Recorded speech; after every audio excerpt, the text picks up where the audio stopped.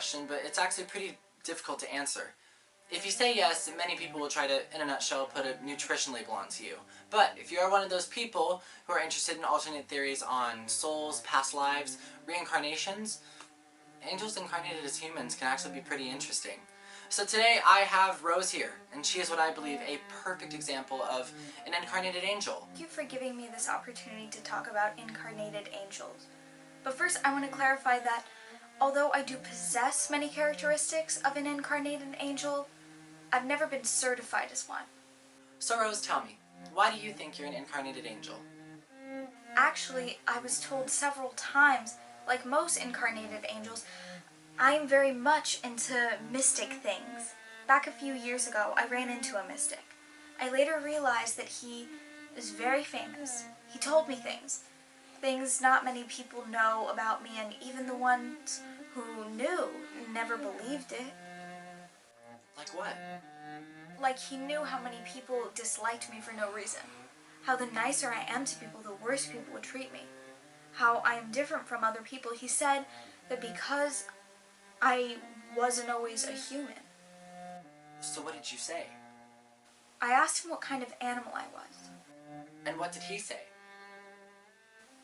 He said I wasn't an animal. I was an angel. Wow.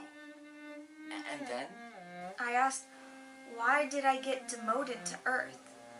Did I do something wrong? And he said, I just wanted to experience life. So what happened after that? But a few months later, my mom went to a psychic, and she showed the psychic a picture of me. And the first words that came out of the psychic's mouth were, "This is an incarnated angel." If you really are an incarnated angel, could you tell me, do you have any special powers? Yes and no.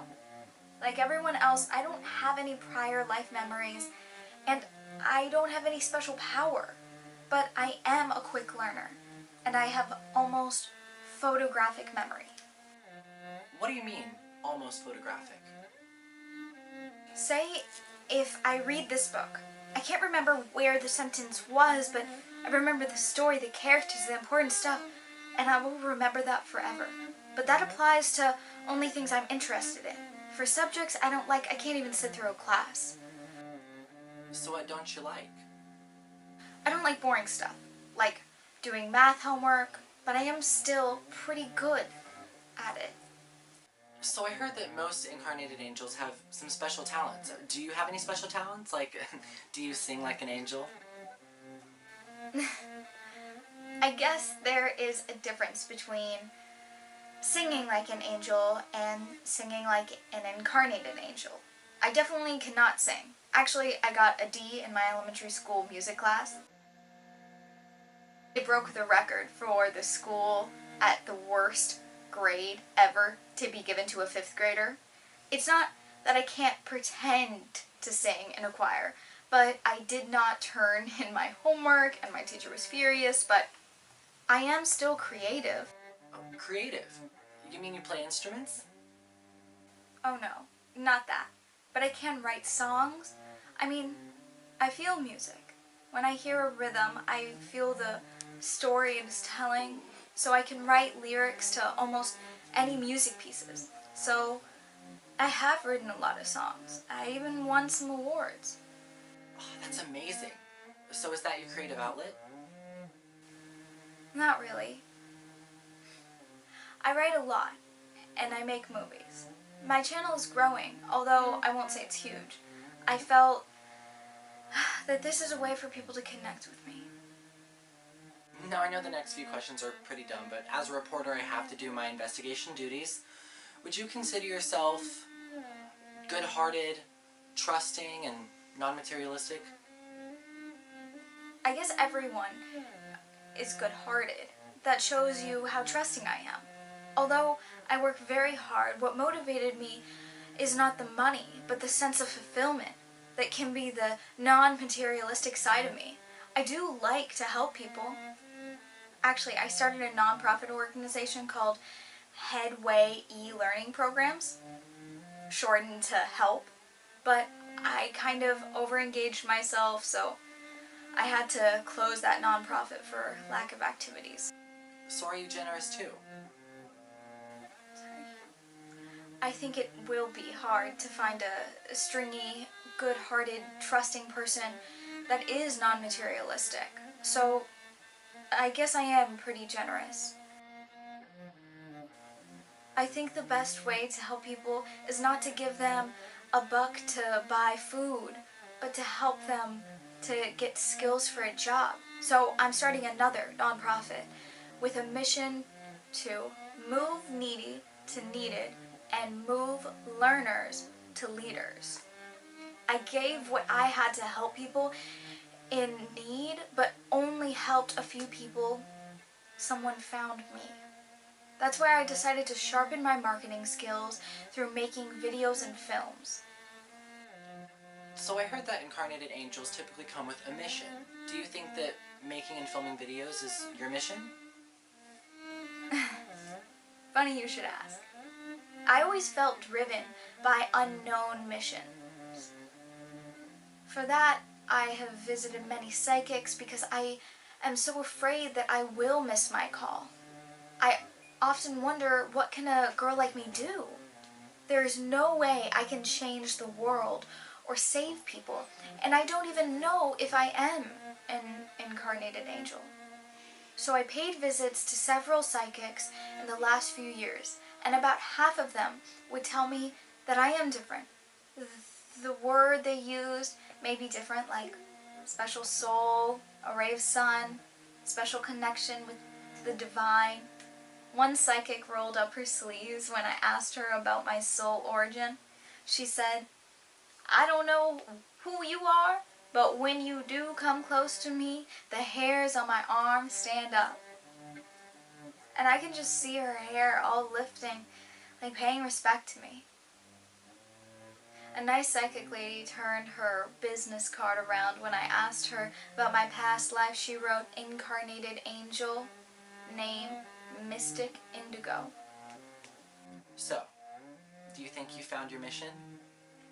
I don't know. One psychic told me, you know exactly what you want to accomplish in the world.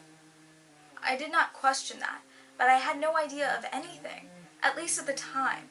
But there seemed to be an invisible hand guiding me, pointing me to a direction that I was meant to take. And did you ever get any specific messages about your past? I mean, your life before this one? A psychic lady told me in no uncertain term about my past life. I remember I impolitely told her that I don't believe I could be her, and she was really upset with me for doubting her. Out of curiosity, I searched and found that the painting of an unfortunate queen, and I was so shocked to find out how much we looked alike. Oh my lord, but since you two look so much alike, I mean, anyone can draw that connection, right? Actually, we never met. We only chatted online, but I did feel sorry for the poor queen because she was always misunderstood, and she was betrayed by the people she loved and trusted. So tell me, did any of your past memory life come back? Not really, but I do have problems with my neck, and I don't know if that has anything to do with the guillotine that brought the end for me. But once I attended James von Prague, the third day workshop. In the middle of the workshop, James suddenly stopped and pointed at that 14-year-old boy. He said, "Do you know you used to be a king?"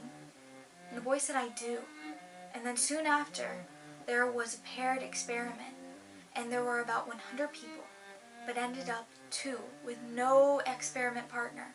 So I paired up with him. So I asked him if he knew which king he was. He said he felt like it was the 16th to 18th century Europe. And I pulled a portrait of my supposed prior life husband and showed how the two looked alike. Well, I did not tell him the possible past life connection we may have, because if he really was my past life husband, it is already a blessing for us to have met again in a different lifetime. However brief it may be, while if we do not have a prior life connection, bringing it up can be embarrassing. Well, do you have any feelings for him? It was very sentimental. I don't remember anything on my past life, so that everything about the supposed past life was from the web search. But I thought we must have made a wish to see each other again in this lifetime. As I not only had a chance to see him, I learned about my past life from the psychic I never met just before that. I attended my first and only psychic workshop, and out of over 100 attendees, we two ended up paired together. And I got to talk to him for about 10 minutes. So I heard that Incarnated Angels usually have a lot of guardian angels around. Is that true? Since I don't have the power to see, I can't answer that. But I would like to share a few unique experiences. I was haunted by scary dreams ever since I was little. So early on, I started to pray for good night sleeps. And I would pray every night as my dreams are vivid, colorful, and most of the time scary. But my prayers seemed to help. So one night before an important exam, I decided to ask a favor. I asked to be woke up at 6 a.m. And then I thought it would be scary if they decided to push me off the bed or something. So I asked for firecrackers at 6 a.m. so I could get up early. The next day, I woke up to the firecracker sounds and saw firecrackers hanging in midair in front of my bed at 6 a.m. I was so scared I stopped praying after that, and I was only 10. In a way, that's when I lost contact with my guardian angels. And did you ever reestablish that connection? How should I say it? The connection is on, but I don't have much to do with it to get reconnected. A few years ago, I was alone in my bedroom, and the lamp went off. I took out the light bulb, and it lit up in my hands before me, just for a second till I dropped it. I then searched and found a local psychic school. The instructor told me that I am a born healer with unique energy, so I learned Reiki. But I haven't found a good use for what to do with it so far. What do you mean? The first time I tried to help a friend with a headache, I was only working on his head when he sat on the sofa. 2 minutes into the session, we heard 2 popping sounds. Then when I got home, he said his internet router and cable modem 6 feet away both were fired. No one dared to ask for help since then. I don't blame them. I do have strong energy. Some people can feel my energy from far away. Don't worry, I won't bite. It's not very strong, not like Harry Potter. And some intuitive people could sense my difference and may even stop to talk to me about what they feel. But unlike psychics, I don't have a special vision.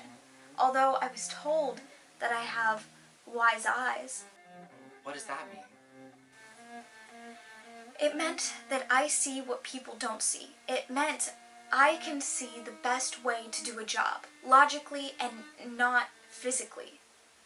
And I do feel guardian angels around me. It is hard to explain, but I feel I have help on everything. It's hard to understand, but okay, let me show you these 2 pictures.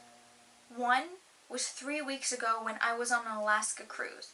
A rainbow appeared, and the boat ran right through it. I mean, the picture is amazing. 2 weeks ago, I was in Alaska and passed right under a rainbow. I mean, a lot of people say that rainbows are signs of incarnated angels, and I mean, the timing is just intriguing and impeccable, and it's amazing that you were even there to take that picture. But I mean, it is a bit short of direct communications with special power. You're right, but I recently did get kind of a different communication with my angels. For one, I have been working on ancient prophecies, like Nostradamus, Bob Vanga, Tui Bia Tu, and I have decoded many prophecies and even predicted some. And then I had some repeating dreams. The dreams are vivid, but can't be explained. I went to a medium who was shockingly unbelievable, and she said it was a call for action on a special mission. I was confused, as the mission is not one of my specialties. So when I went to Nice, France in May, I visited this beautiful church, according the streets from the Cannes Film Festival. As I sat inside the church, I decided to ask God for direction. I wanted to make sure there is no miscommunication through psychics. So I prayed for God to give me a sign and asked the angels to confirm the mission. I saw thousands of lights in this beautiful church.